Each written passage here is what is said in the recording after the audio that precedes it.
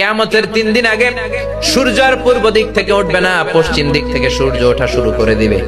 সূর্য যেদিন পূর্ব দিক থেকে না উঠে পশ্চিম দিক থেকে উঠবে, তখন আর তওবা কবুল হবে না।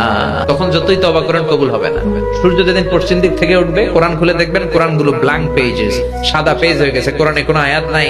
কোরআন মুখস্থ থাকবে, সিনার মধ্যে একটা আয়াতও আছে এরকম একটা লোকও থাকবে না, কোনো আলেমও থাকবে না।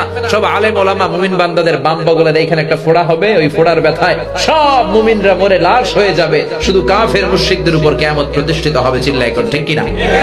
তার মানে কিয়ামতের আগ দিয়ে পশ্চিম দিক থেকে সূর্য উঠলে তওবার দরজা বন্ধ। 2 নাম্বার বাদাল গরগরা, মালাকুল মাউত যখন মানুষের রূহ ধরে টান দেয়, রূহ বের হতে বান্দার কষ্ট হয়, মুখ দিয়ে গরগর গরগর শব্দ হয়। ওই গরগরানি শব্দের পরে মানে মালাকুল মাউতকে দেখে ফেলার পরে তওবা করলে কবুল হবে না। এর আগ পর্যন্ত তওবার মতো তওবা করলে সব গুনাহ মাফ করে দিবে কে?